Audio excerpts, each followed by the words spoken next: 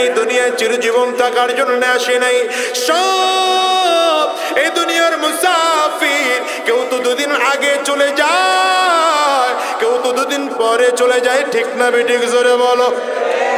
কিন্তু চমৎকার ব্যাপার হলো, কয়জন মানুষ জান্নাতি হয়ে বিদায় নিতে পারে, কয়জন মানুষ ইমানদার হয়ে বিদায় নিতে পারে, কয়জন মানুষ আল্লাহওয়ালা হয়ে বিদায় নিতে পারে, কয়জন মানুষ বিদায় নেওয়ার পরে কবরটা জান্নাতের বাগান হয়, কয়জন মানুষ বিদায় নেওয়ার পরে কবরটা জান্নাতের টুকরা হয়, কয়জন মানুষ বিদায় নেওয়ার পরে কবরটা জান্নাতের বাগান হয়। কারণ নবী আমার বলেন, আল কবর রাউযাতুম মির রিয়াজিল জান্নাহ আও হুফরাতুম মিন হুফারিন নার। কবরটা কারো জন্য জান্নাতের টুকরা হয়ে যাবে, আবার কবরটা কারো জন্য জাহান্নামের গর্ত হবে। মউত জিস দিন আ গই দুনিয়া কি দৌলত ক্যা হুই, দুনিয়া কি দৌলত ক্যা হুই, रूह तन से उड़ गई मुर्दा की हालत क्या हुई, मुर्दा की हालत क्या हुई। कौन? मौत जिस दिन आ गई दुनिया की दौलत क्या हुई, दुनिया की दौलत क्या हुई, रूह तन से उड़ गई मुर्दा की हालत क्या हुई, मुर्दा की हालत क्या हुई। कैसे कैसे बादशाह रानिया शाहज़ादियाँ, कैसे कैसे बादशाह रानिया शाहज़ादियाँ, उम्दा उम्दा बाला खाना ज़ीब ज़ीनत क्या हुई, ज़ीब ज़ीनत क्या हुई। অমিয়া দুনিয়ার মুসলমানেরা, সাহাবায়ে কেরামদের মধ্যে এই চিন্তা ছিল, তোমার আমার মধ্যে এই চিন্তা যদিও নাই, সাহাবায়ে কেরামদের মধ্যে চিন্তা থাকার কারণে দুনিয়ার টাকা পয়সা সম্মান ইজ্জত দৌলত সব সামনে আসে, কিন্তু তারপরেও যখন যুদ্ধের ডাক আসতো ঘরে বসে থাকতেন না, দৌড়ায়া যুদ্ধের ময়দানে চলে যেতেন। কারণ শহীদ হলে বিনা হিসাবে আল্লাহর জান্নাতে যাওয়া যায়। উহুদের ময়দানের যুদ্ধ যখন শুরু হয়ে গেল, নবীজির একজন সাহাবী আনাস বিন মালিক রাদিয়াল্লাহু আনহু, সহিহ বুখারীর বর্ণনা, বদরের উহুদের ময়দানের দিকে দৌড়ায়। হযরত সাআদ কে বললেন, এই আনাস বিন মালিক রে, কোন দিকে যাও? বলে উহুদের ময়দানে যাই।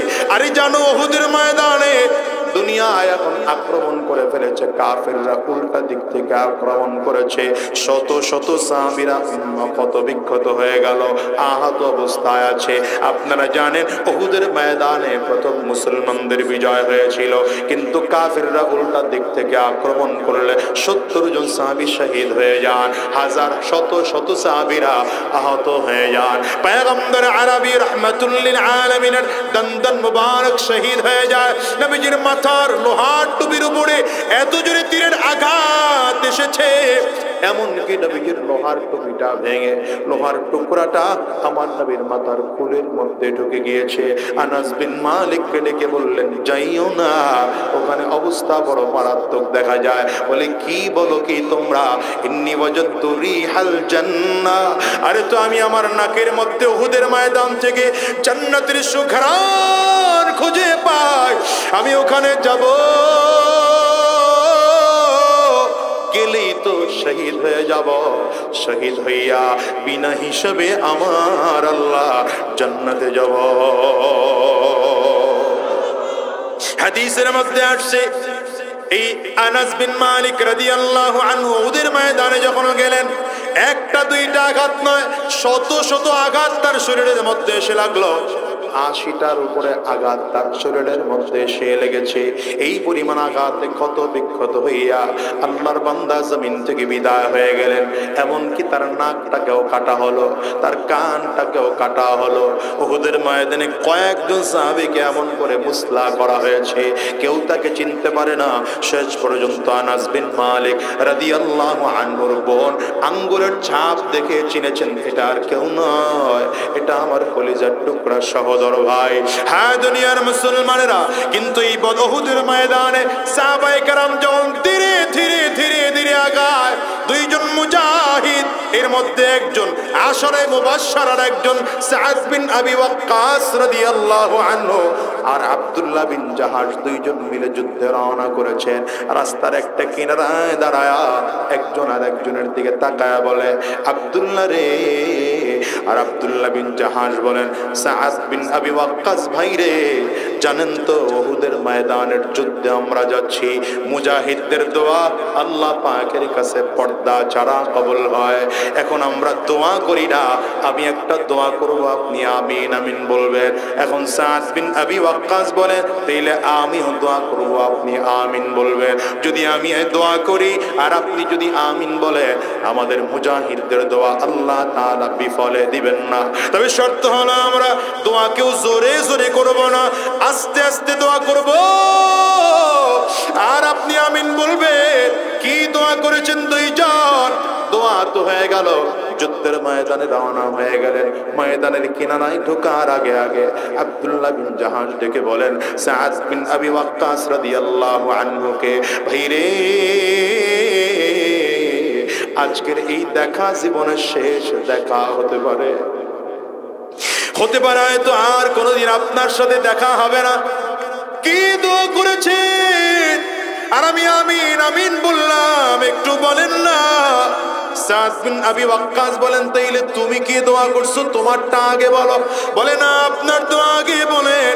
সাদ বিন আবি ওয়াক্কাস বলেন, আমি দোয়া করেছি আল্লাহ পাকের কাছে, আল্লাহ উহুদের ময়দানের যুদ্ধ যখন শুরু হয়ে যাবে, একজন শক্তিশালী কাফির যেন আমার সামনে এসে দাঁড়ায় যায়, আমি আমার তরবারি দিয়া যুদ্ধের ময়দানে এই মুজাহিদরা যেন জমিন থেকে এই কাফিরটারে বিদায় করে দিতে পারি। বিশাল বড় শক্তিশালী কাফিররা যদি আমি জমিন থেকে বিদায় করে আল্লাহর জাহান্নামে পাঠায় দিতে পারি, এটা আমার জীবনের সব থেকে বড় সফলতা হবে। এবার বলো ভাই, তুমি কি দোয়া করেছো? আরে আব্দুল্লাহ বিন জাহাশ বলেন, ভাই আপনি মুজাহিদ, এই জন্য আপনার ব্যাপারে এত বড় দোয়া করেছেন। আমি তো কি দোয়া করব, এমনি ছোট মানুষ, আমি আল্লাহ পাকের কাছে দোয়া করেছি, আয় আল্লাহ, যুদ্ধ যখন শুরু হয়ে যাবে, যুদ্ধ শুরু হয়ে গেলে তখন আমার সামনে শক্তিশালী একটা কাফিরকে দাঁড় করায়া দিও। এই কাফির যেন আমার আঘাতে ক্ষত বিক্ষত করে ফেলে, এই কাফির যেন আমার আঘাত করে করে নাকটা কেটে ফেলে, কাফির যেন আমাকে আঘাত করে মাথাটা কেটে ফেলে, কাফির যেন আমাকে আঘাত করে কানটা কেটে ফেলে, কাফির যেন আমাকে আঘাত করে হাত কেটে ফেলে, কাফির যেন আমাকে আঘাত করে পা কেটে ফেলে, আমার অঙ্গ প্রত্যঙ্গ কেটে কেটে কেটে যেন টুকরা টুকরা করে দেয়। কারণ হলো কিয়ামতের ময়দানে হাদিসে এসেছে, নবী বলেন, মুজাহিদ যারা হবে, আল্লাহর রাস্তায় যারা শাহাদাত বরণ করবে, এদের ওই ক্ষত বিক্ষত জায়গা থেকে রক্ত টপ টপ টপ টপ করে বের হবে। আমার দিল বলে, কিয়ামতের ময়দানে যদি আমার নাক কাটা অবস্থায়, কান কাটা অবস্থায়, আমার শরীরের ক্ষত বিক্ষত অঙ্গ নিয়ে যদি আল্লাহর সামনে দাঁড়াইতে পারি, আমার আল্লাহ জিজ্ঞাসা করবেন, এ আব্দুল্লাহ বিন জাহাশ, কি নিয়ে আসছো? আমি সেদিন আমার মালিক রে বলবো, আল্লাহ,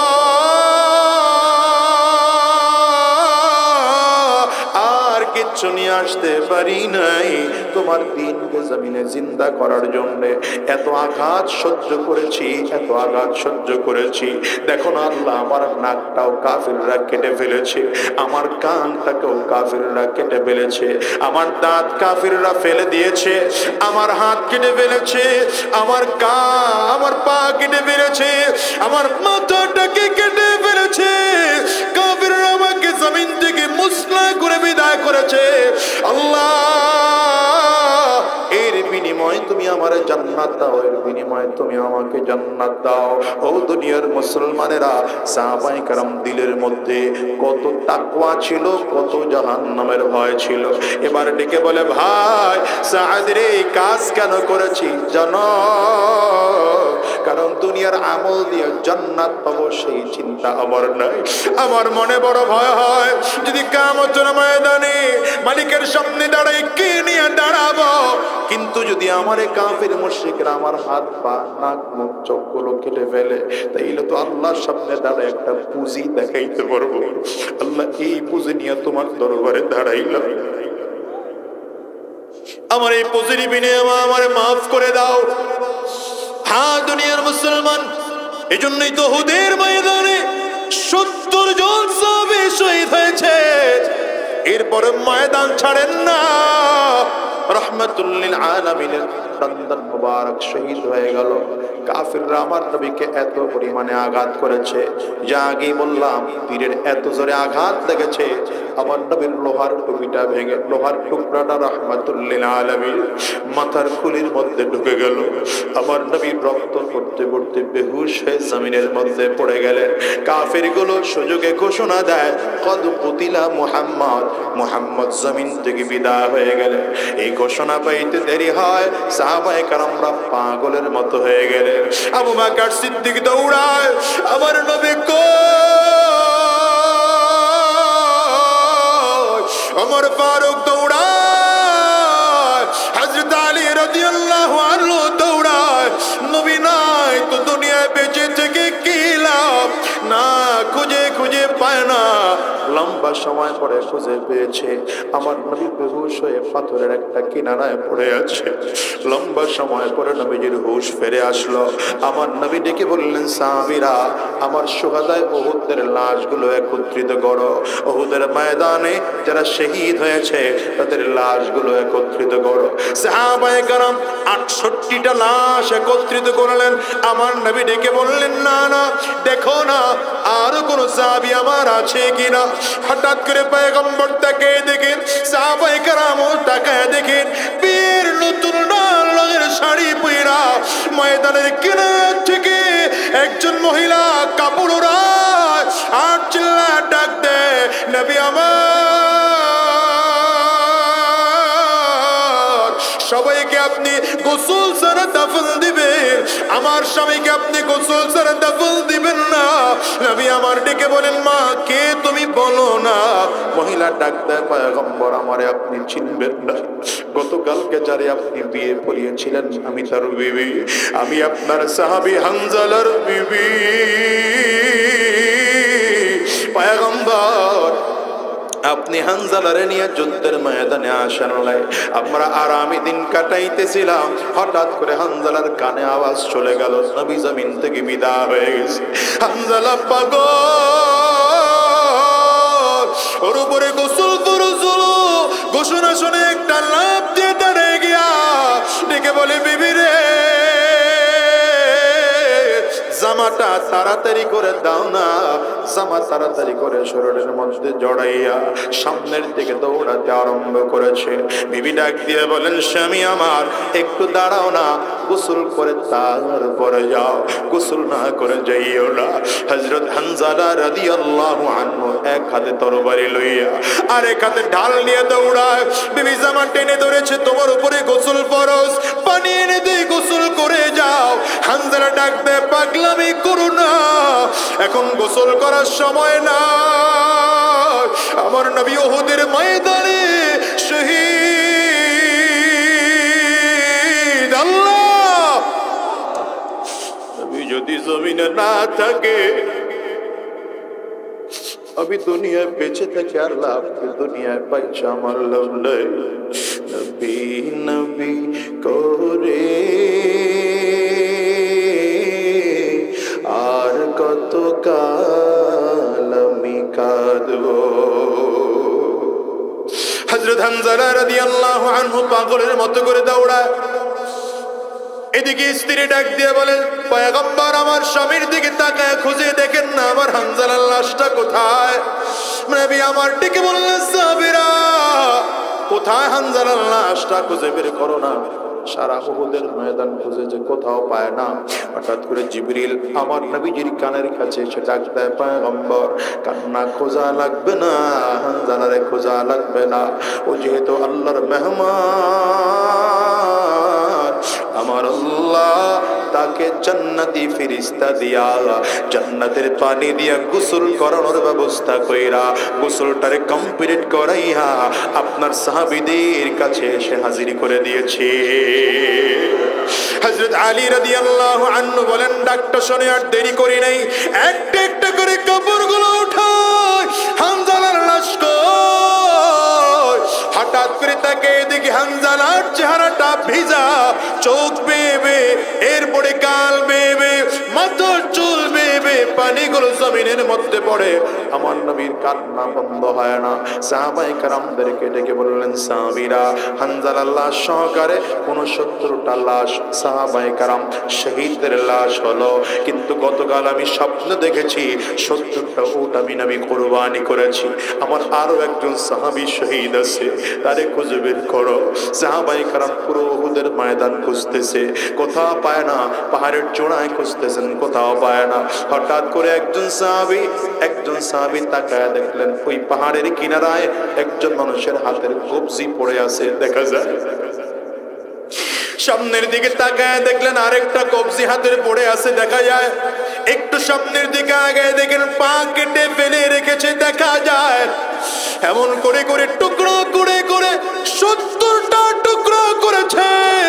নাকটাকেও কেটে ফেলেছে, কানটারও কেটে ফেলেছে, পেটটারে ফাইরা ভেতর থেকে নারী ভুঁড়িগুলো বের করে কলিজাটারে চাবায়া চাবায়া জমিনে ফেলে রাখছি। সাহাবী দুজন দূর থেকে উপর থেকে ডাক দেয়, পয়গম্বর এখানে একজন সাহাবীর লাশ আছে। নবী বললেন, কার লাশ? দেখো না। বলে, পয়গম্বর আমরা চিনি না, আপনি একটু উপরে এসে দেখেন না।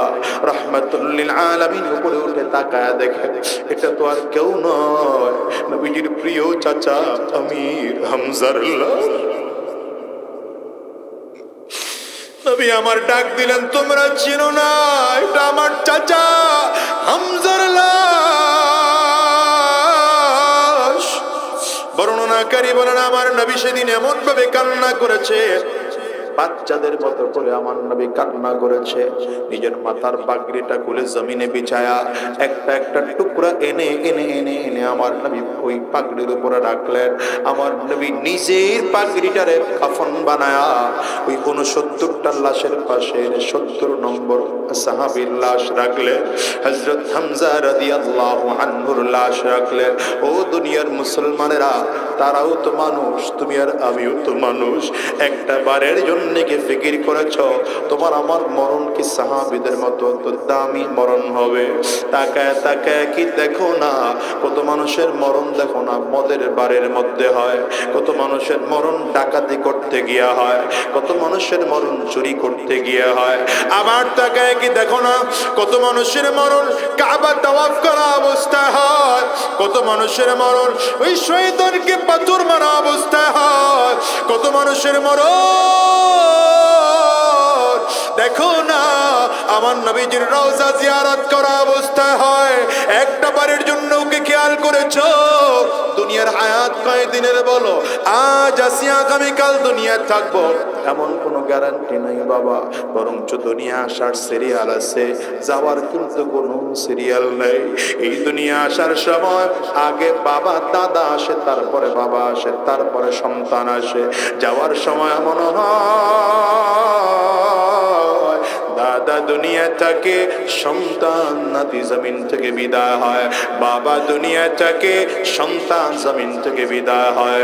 এ বাজান, তোমার আমার ক্ষেত্রেও এমন হতে পারে কি পারে না? চিল্লাই একটু আওয়াজ করে বলো।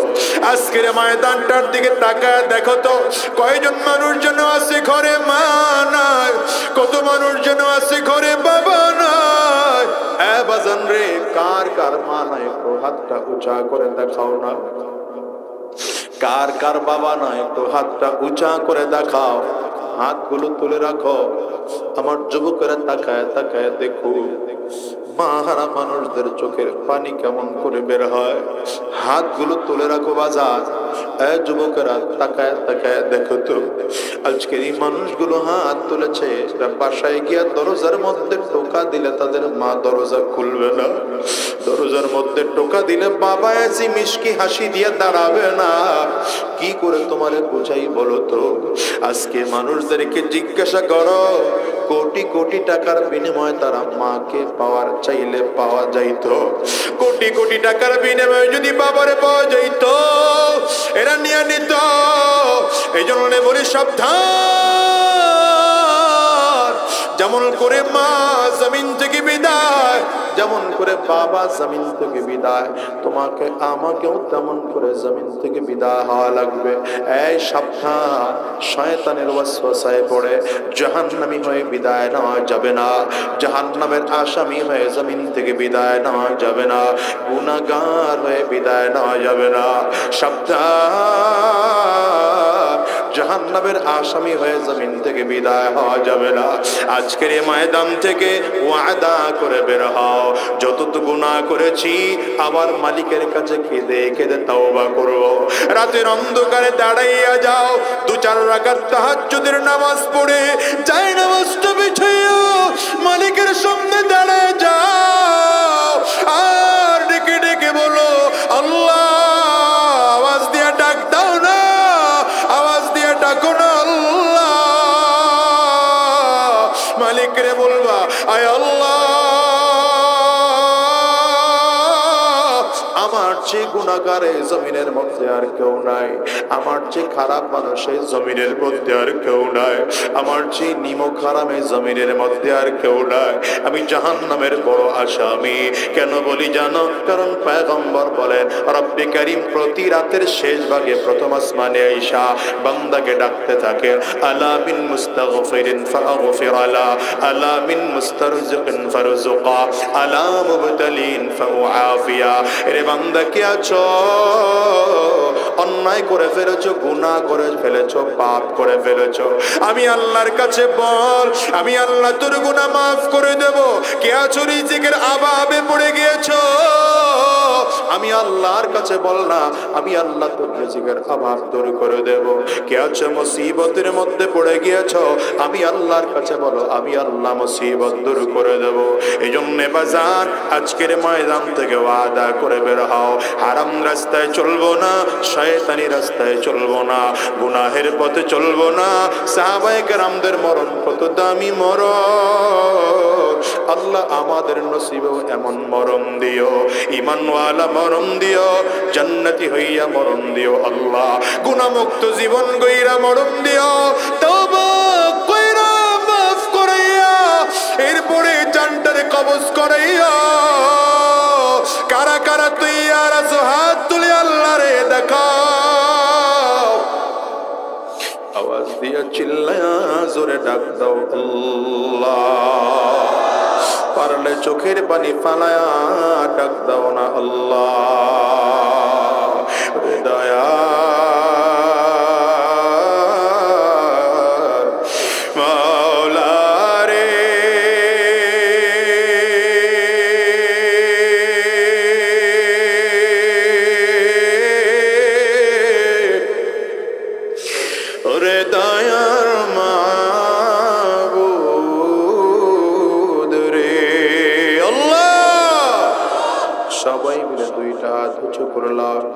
আর হারাম রাস্তায় চলবো না, আর গুনাহের পথে চলবো না।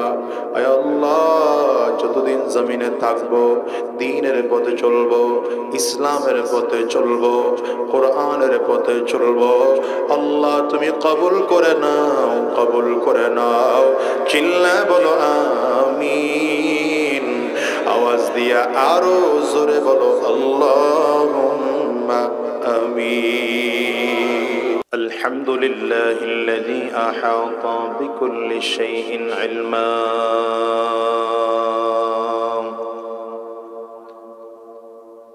وقضى بما يريد حكمة وحكما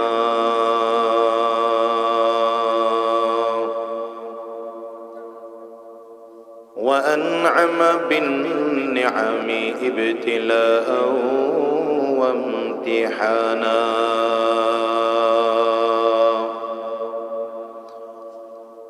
ونشهد أن لا إله إلا الله وحده لا شريك له ذو الجلال والإكرام.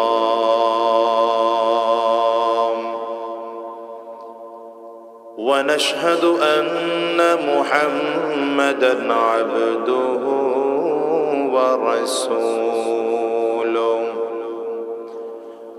ورسوله سيد وأفضل الأنام.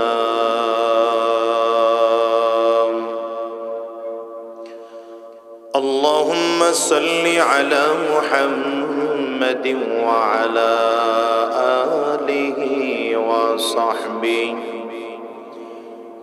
وسلم تسليما كثيرا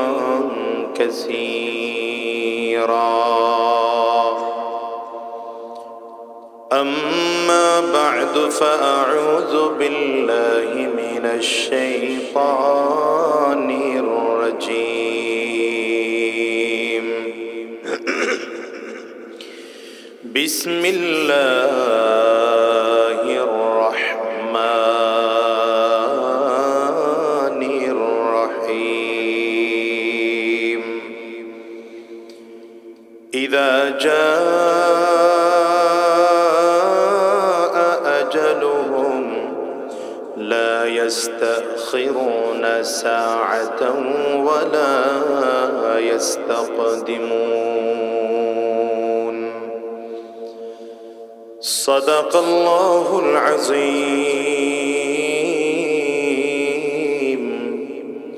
وصدق رسوله النبي الكريم ونحن على ذلك من الشاهدين والشاكرين والحمد لله رب العالمين.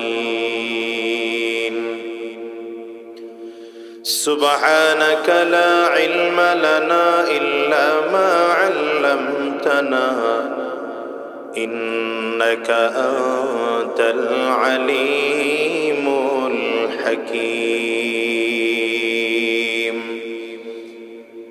رب اشرح لي صدري ويسر لي أمري واحلل عقدة من لساني يفقه قولي. يا من يجيب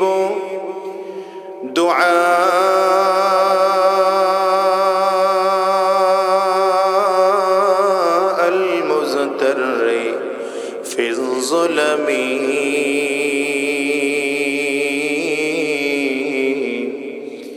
يا كاشف الضر والبلوى مع السقم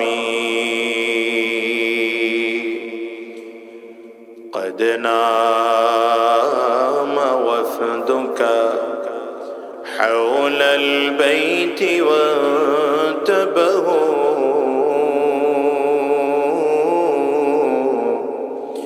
وأنت يا حي يا قيوم لم تنمي.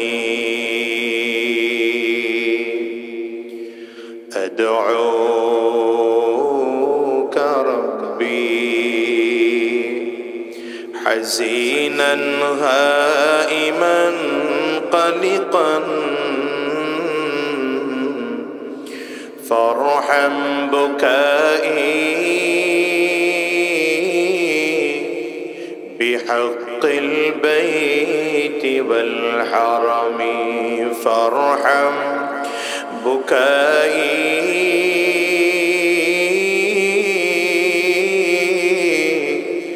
بحق البيت والحرم. ইযা আযনাবাল আবদু নুকিতাত ফি কলবিহি নুকতাতান সাউদা।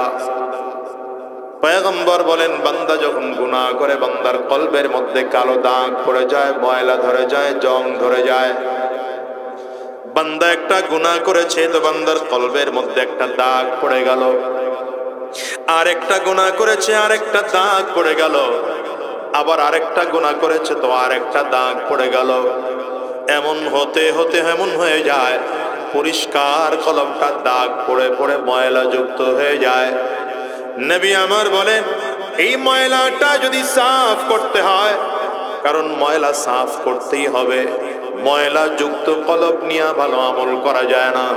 রাসূলুল্লাহ সাল্লাল্লাহু আলাইহি ওয়াসাল্লাম বলেন, আলা ইন্না ফিল জাসাদি লামুদগা ইযা সালুহাত সালুহাল জাসাদু কুল্লু ওয়া ইযা ফাসাদাত ফাসাদাল জাসাদু কুল্লু আলা ওয়াহিয়াল কলব। পয়গম্বর বলেন, তোমাদের প্রত্যেকের শরীরের মধ্যে একটা গোশতের টুকরা আছে, গোশতের টুকরাটা যখন ভালো হয়ে যায় পুরো মানুষটাই তখন ভালো হয়ে যায়। গোশতের টুকরাটা যখন খারাপ হয় পয়গম্বর বলেন গোটা মানুষটাই তখন খারাপ হয়ে যায়। নবী আমার ডেকে বলেন, এই গোশতের টুকরার নামটা কি জানো? আলা ওয়াহিয়াল কলব। ওই গোশতের টুকরার নাম হলো কলব।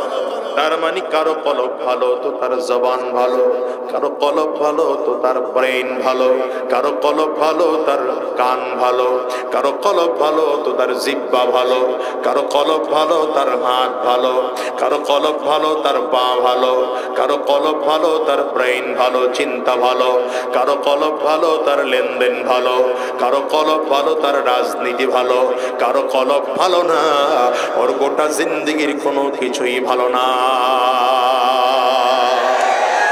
এই জন্য কলবটারে ভালো বানানোর দরকার আছে না নাই? সাউন্ডটা বাড়ায় রেখেন। কলবটা ভালো বানানোর দরকার আছে না নাই? এই যে 16 বছর ধরে ধরে যারা আমার দেশের টাকাগুলো চুরি করলো, কথা বলেন, করছে না চুরি? হ্যাঁ, এই দেশের রিজার্ভ ফান্ডে এর দ্বিগুণ পরিমাণ টাকা বিদেশ তারা পাচার করেছে। তার মানে বোঝা গেল এদের দিল ভালো না, কলব ভালো না। এই জন্য ক্ষমতার চেয়ারে বৈশাও জনগণের আর দেশের সম্পদের লোভ সামলাইতে পারে না।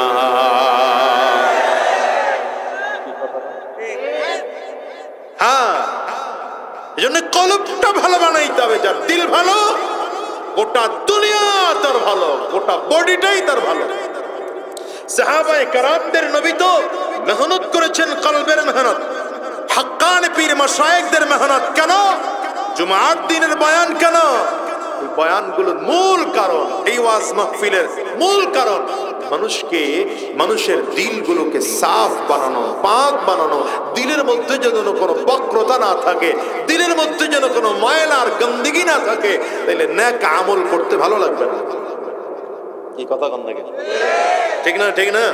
এই যে এখানে জোয়াইনারা বসে রয়েছে মাশাআল্লাহ, কিছু কিছু জোয়ান এমন আছে মোবাইলের মধ্যে হেডফোন লাগায়া, হেডফোন কানের মধ্যে দিয়া গান শুনে আর রাস্তায় হাঁটে। এমন যুবক আছে না? আছে না? আছে না? ওখানে তো পিটাইও মাহফিলে আনা যায় না। কথা কন না?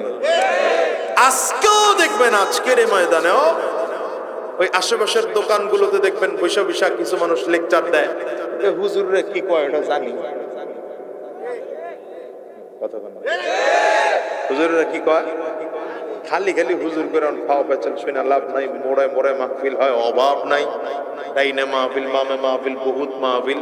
এত ওয়াজ শোনার কোনো দরকার নাই। আল্লাহ জান্নাত দিলে এমনি যাবো। আছে না এমন কিছু বলার? ওখানে সুবর্ণ সুযোগ পাইল, জান্নাতি পরিবেশে বসার সুযোগ পেয়েছে। এই জান্নাতি পরিবেশে বসার সুযোগ পাওয়ার পরেও গ্রহণ করতে পারে নাই, কারণ দিল ভালো না। কি ভালো না? কি ভালো না? দিল ভালো না। এই জন্য পয়গম্বর বলেন, দিল যার ভালো গোটা বডিটা তার ভালো। দিল যার ভালো না গোটা বডির কোনো অঙ্গ প্রত্যঙ্গই তার ভালো না। দিল ভালো না তো তার জবান ভালো না, দিল ভালো না তার হাত ভালো না, দিল ভালো না তার কান ভালো না, দিল ভালো না তার পা ভালো না, দিল ভালো না তার লেনদেন ভালো না, দিল ভালো না তার উঠা বসা ভালো না, দিল ভালো না তার রাজনৈতিক জীবনটাও ভালো না। তার মানে কলব যদি কারো ভালো হয়, সেই মানুষটার গোটা বডিটাই ভালো হয়ে যায়। এইবার নবী আমার বলেন লিকুল্লি শাইইন সিকালা ওয়া সিকালাতুল কুলুবি যিকরুল্লাহ। পয়গম্বর ডেকে বলে প্রত্যেকটা জিনিস জং ধরে গেলে পরিষ্কার করার একটা যন্ত্র আছে। এ বাজার, আপনি আপনার বাড়ির মধ্যে গ্রিল লাগিয়েছেন, 2-4 দিন পরে গ্রিলের মধ্যে মরিচা পড়ে গেল, জং ধরে গেল। মিস্ত্রিকে ডাক দিলেন, মিস্ত্রি এসে শিরিষ কাগজ দিয়ে ঘষতে আরম্ভ করেছে। যত ঘষা দেয় শিরিষ কাগজ দিয়ে ঘষা দিলে জংগুলো উঠে যায়, পরিষ্কার হয়ে যায়। ঠিক আপনার আমার দিলের মধ্যে গুনাহের কারণে জং ধরে যায়, ময়লা ধরে যায়। রাসূল আরবি বলেন এই কলবের ময়লা যদি পরিষ্কার করতে হয়, জিকিরের জরফ লাগাও তো কলব পরিষ্কার হয়ে যাবে। লা ইলাহা ইল্লাল্লাহ। এখনো সবাই জবান খুলতে পারে নাই, জবান খুলে লা ইলাহা ইল্লাল্লাহ জোরে। আয় মালিকের নামের ডাকে মজা আছে না নাই? জোরে কয় না মজা আছে না নাই? দুনিয়ায় তো কারে ডাকবা বলো? আমার মালিকের নামের ডাক ছাড়া দুনিয়াতে এমন কোন ডাক নাই যে এই ডাকের মধ্যে এত মজা আছে। ঠিক না বেঠিক? জোরে বলে। এই জন্য বান্দা দুনিয়ার টাকার পেছনে দৌড়ায়, ক্ষমতার পেছনে দৌড়ায়, সম্মানের পেছনে দৌড়ায়, গাড়ি বাড়ির পেছনে দৌড়ায়, কেউ মেম্বার চেয়ারম্যান এমপি মন্ত্রী হওয়ার জন্য দৌড়ায়। রব বলেন গোলাম রে, আমি আল্লাহ বাদ দিয়ে তুই কার গোলামি করার জন্য কার পেছনে দৌড়াও? ইলা মান তালতাফিতু ইলা হুয়া খায়রুম মিন্নি। আমার যে দুনিয়ায় কারে আর ভালোবাসো, আমাকে বাদ দিয়ে তুই দুনিয়ার কোন জায়গায় দৌড়াও? মুসলমান বলো তো, আল্লাহ ব্যতীত আমাদের মাবুদ, আমাদের ইলাহ, আমাদের রিজিক দাতা, আমাদের সম্মান দাতা আর কেউ আছে নাকি? রিজিক দাতা কে? আঙ্গুল উঁচা করে জোরে জোরে জোরে। রিজিক দাতা কে? সম্মান দেওয়ার মালিক কে? ইজ্জত দেওয়ার মালিক কে? ক্ষমতা দেওয়ার মালিক কে? আর জোরে বলো। তুমি ছাড়া কেউ নেই, মালিক বলে তারে ডাকবো। বলো না, তুমি ছাড়া কেউ নেই, মালিক বলে তারে ডাকবো। ও তুমি ছাড়া কেউ নেই, মালিক বলে তারে। দিল দিয়ে বলতে পারেন না সবাই, দিল দিয়ে বলতে পারেন না সবাই, দিলে আসেই নাই। কুফর শিরক আর বিদআত এত ঢুকছে ভিতরে, এখন দিল দিয়ে মালিকের নামও হয় না। কণ্ঠটা উজাড় করে বলেন, তুমি ছাড়া কেউ নেই, মালিক বলে তারে। ও তুমি ছাড়া কেউ নেই, মালিক বলে তারে। তুমি ছাড়া কেউ নেই,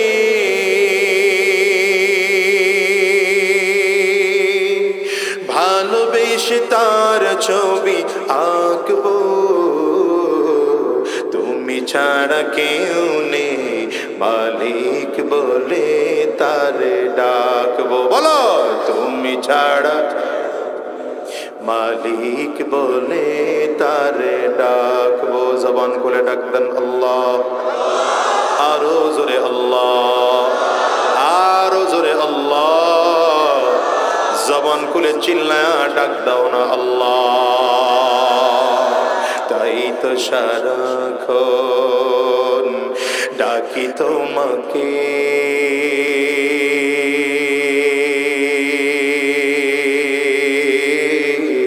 ভালোবেসে কাছে টেনে নাও আমাকে। তাই তো সারাক্ষণ ডাকি তোমাকে,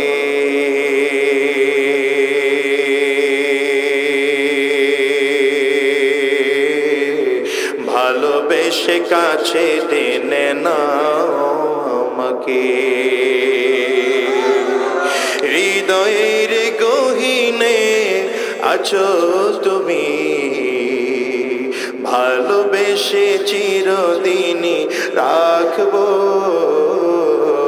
তুমি ছাড়া কেউ নেই মাবুদ বলে তারে ডাকবো। দেলো জার করে বলো না, তুমি ছাড়া কেউ নেই মালিক বলে তারে ডাকবো।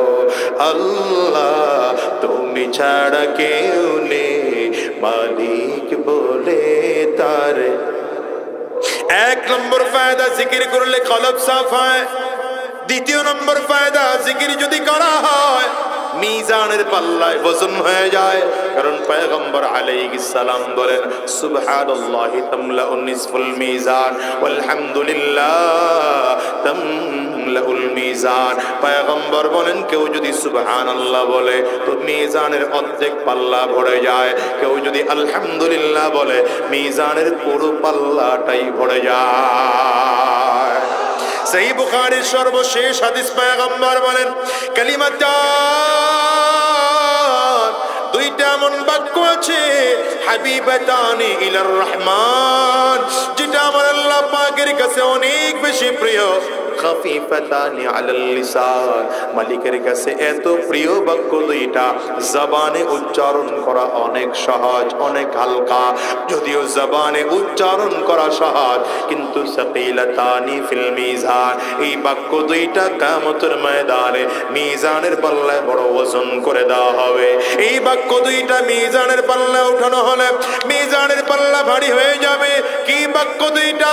পয়গম্বর বলেন সুবহানাল্লাহি ওয়া বিহামদিহি, সুবহানাল্লাহিল আযীম। পড়েন না সুবহানাল্লাহি ওয়া বিহামদিহি,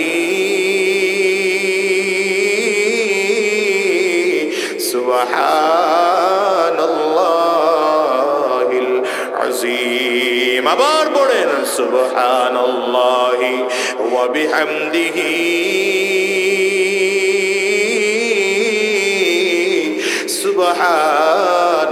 সুবহানাল্লাহিল আযীম। এটা দ্বিতীয় নম্বর উপকার। তিন নম্বর উপকার, বেশি বেশি তাসবিহ পড়া হলে জান্নাতের মধ্যে ফলওয়ালা গাছ তৈরি হয়। জোরে বলবেন না, জোরে বলবেন। এই যে শুনে শুনে সুবহানাল্লাহ বলতেছে, মনে মনে নিয়ত রাখে জান্নাতের মধ্যে একটা গাছ তৈরি হলো। যতবার সুবহানাল্লাহ বলবে জান্নাতের মধ্যে একটা একটা করে গাছ তৈরি হবে। কোথায় পাইলাম? বাইহাকির হাদিসের মধ্যে এসেছে, জন্মে আরাজে যখন আমার নবী রাহমাতুল লিল আলামিন রওনা করলেন, সাত আসমানের উপরে ওঠার পরে পয়গম্বর ইব্রাহিম আলাইহিস সালাতু ওয়াস সালামের সাথে আমার নবীর সাক্ষাৎ হলো। বলেন তো পয়গম্বর ইব্রাহিম আলাইহিস সালাম আমাদের কি হন? জোরে কয় না, বেজাল আছে। জাতি 16 বছরে খায়া ফেলাইছে, গোলা হয়েছে। মুসলমানদের জাতীয় পিতার নাম কি? আওয়াজ করে জোরে কও বিয়া। এই জন্যটা পায় নাই, প্রশ্ন নাই কেন? মুসলমানদের জাতীয় পিতার নাম কি? হ্যাঁ, সাবধান। কেন জাতির পিতা হলেন পয়গম্বর ইব্রাহিম আলাইহিস সালাম? আমরা বলি নাই, আল্লাহ কোরআনে বলেছে। ঠিক কিনা জোরে বলেন। ওই মিয়া, ওই তুমি মাদ্রাসার ছাত্র? হ্যাঁ না পাবলিক? কোনটা? মাথার নিচের দিকে কেন তুমি বইছই আমার থেকে আড়ালে? হ্যাঁ না না, নিচের দিকে তাকান যাইব না, আমার দিকে তাকায় দেখতে। ঘুম আসতেছে? আরে রাত 10টা 10:30 বেজে গেছে।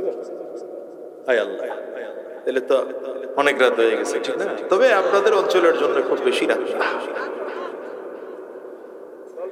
ইব্রাহিম আলাইহিস সালামকে যে আমরা জাতির পিতা মানি, এটা নিজের থেকে মানি না, আল্লাহ বলেছেন মিল্লাতা আবিকুম ইব্রাহিম হুয়া সাম্মাকুমুল মুসলিমিন।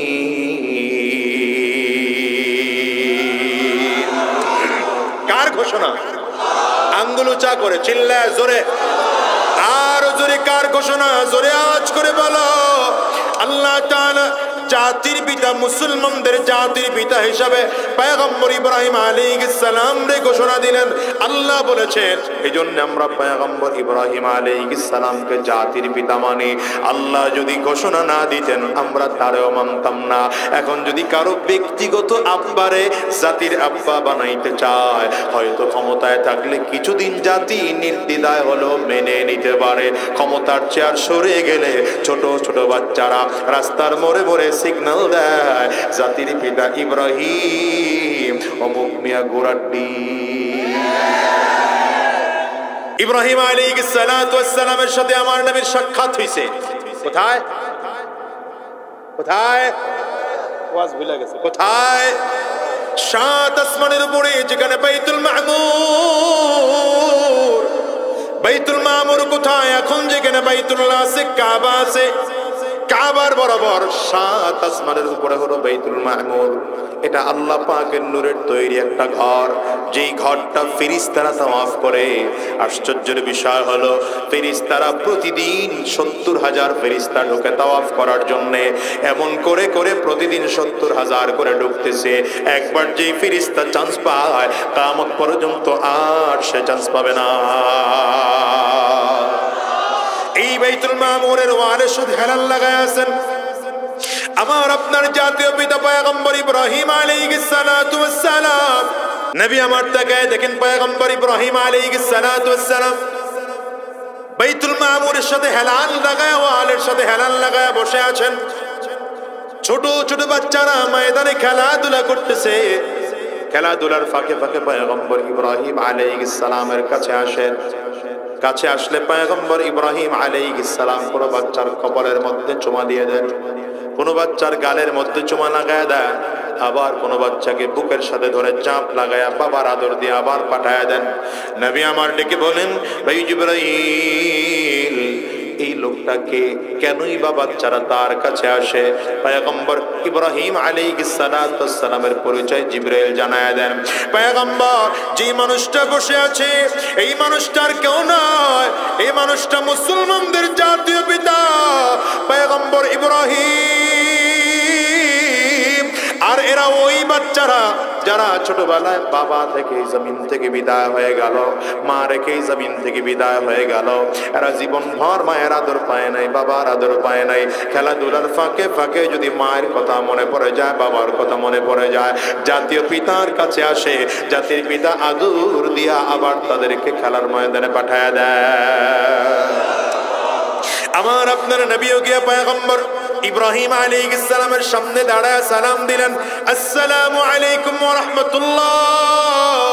পয়গম্বর ইব্রাহিম আলাইহিস সালামের সাথে লম্বা চওড়া কথা হলো। আমার নবীর কথার এক ফাঁকে ডাক দিয়া বললেন, পয়গম্বর আপনার শেষ নবীর উম্মতদের সাথে আমার দেখা হওয়ার সুযোগ নাই, তবে আপনার মাধ্যমে আপনার উম্মতের কাছে কিছু কথা বার্তা পৌঁছায় দিতে চাই।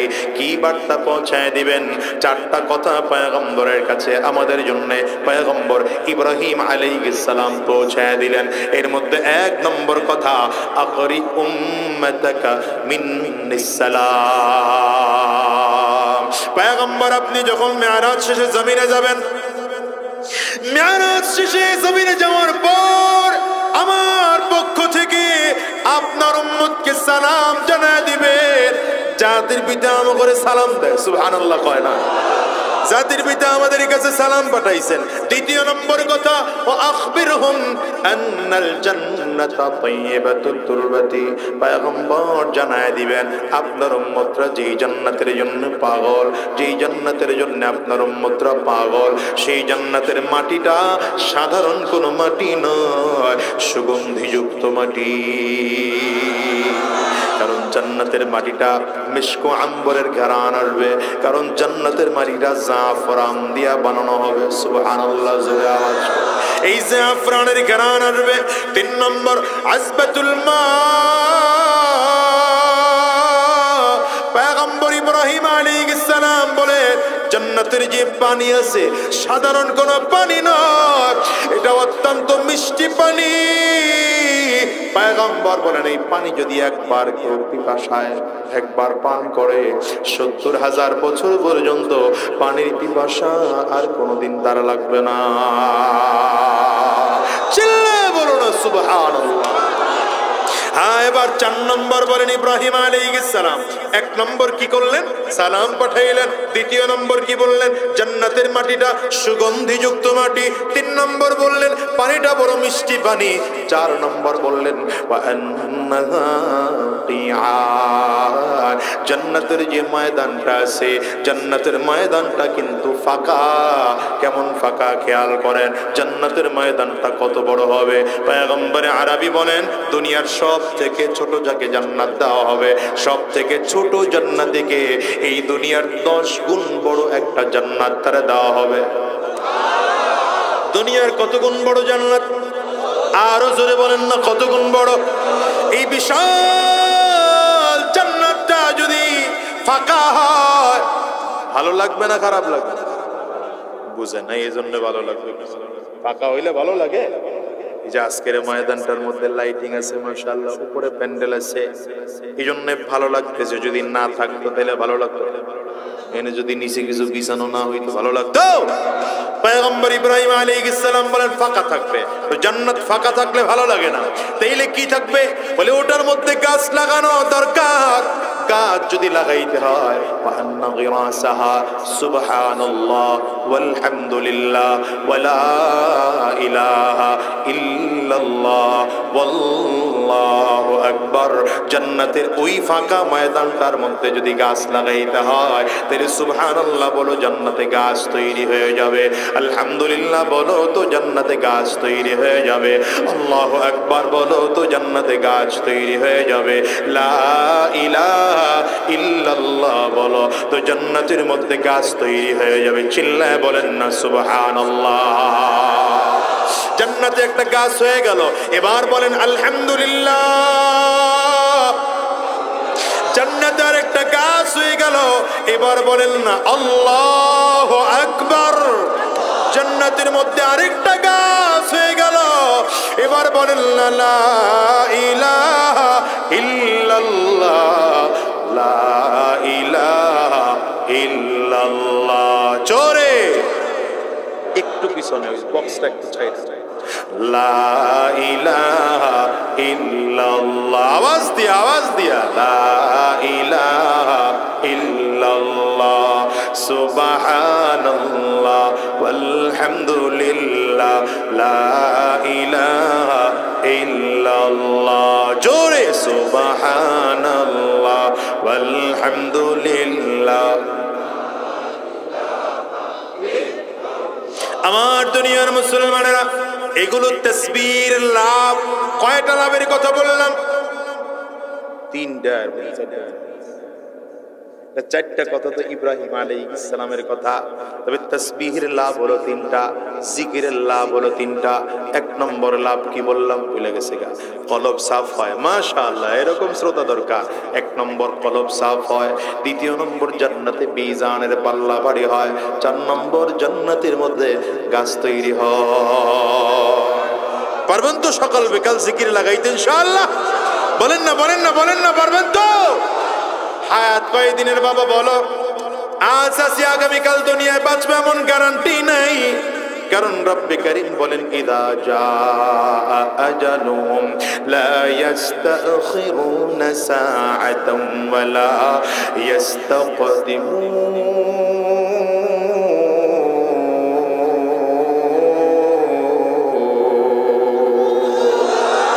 আল্লাহ তাআলা বলেন গোলাম শোনো, হায়াত আর মওত তোমার জন্য নির্ধারণ করা আছে। যেদিন তোমার মৃত্যুর পরোয়ানা চলে আসবে ঠিক সেই সময়ই তোমার জান কবজ করা হবে। একটা মুহূর্ত আগেও হবে না, এক মুহূর্ত পরেও হবে না। হে মুসলমান, প্রথম প্রশ্নের উত্তর দেন। বলেন তো বাবা, টাকাওয়ালা, ক্ষমতাওয়ালা, সম্মানী মানুষ এরাও জমিন থেকে বিদায় হবে কি হবে না? চিল্লায় জোরে বলেন। এই দুনিয়ায় নমরুদ ছিল, আজ জমিন থেকে বিদায়। ফিরআউন ছিল জমিন থেকে বিদায়। কারুন ছিল জমিন থেকে বিদায়। সাদ্দাত ছিল জমিন থেকে বিদায়। হামান ছিল জমিন থেকে বিদায়। আবু জাহাল, আবু লাহাব, উতবা, উতবা সাহেবা এরাও জমিনে ছিল, দুনিয়া আছে না জমিন থেকে বিদায় হয়ে গেল? চিল্লায় চিল্লায় জোরে বলো। আবার ভিন্ন দিকে দেখো, আদম আলা নবীনা আলাইহিস সালাতু ওয়াস সালাম, তিনিও জমিন থেকে বিদায় হয়ে গেলেন। পয়গম্বর ইব্রাহিম আলাইহিস সালাতু ওয়াস সালাম, তিনিও জমিন থেকে বিদায় হয়ে গেলেন। পয়গম্বর দাউদ আলাইহিস সালাম, তিনিও জমিন থেকে বিদায় হয়ে গেলেন। পয়গম্বর ইউসুফ আলাইহিস সালাম, পয়গম্বর মুসা আলাইহিস সালাম, পয়গম্বর ঈসা আলাইহিস সালাম, আখির জামানার পয়গম্বর জনাব মুহাম্মদুর রাসূলুল্লাহ সাল্লাল্লাহু আলাইহি ওয়াসাল্লাম, তিনিও জমিন থেকে বিদায়। বুঝা গেল ভালো মানুষ হলেও দুনিয়ায় থাকা যাবে না, খারাপ মানুষ হলেও দুনিয়ায় থাকা যাবে না, সুন্দর মানুষ হলেও দুনিয়ায় থাকা যাবে না, কালো মানুষ হলেও দুনিয়ায় থাকা যাবে না, বড় লোক হলেও থাকা যাবে না, ছোট লোক হলেও থাকা যাবে না, ক্ষমতার পাহাড় বানাইলেও থাকা যাবে না, আবার রাস্তার ফকির হলেও দুনিয়ায় থাকা যাবে না। বিদায় হওয়া লাগবে। চিল্লা জোরে বলো ঠিক কিনা?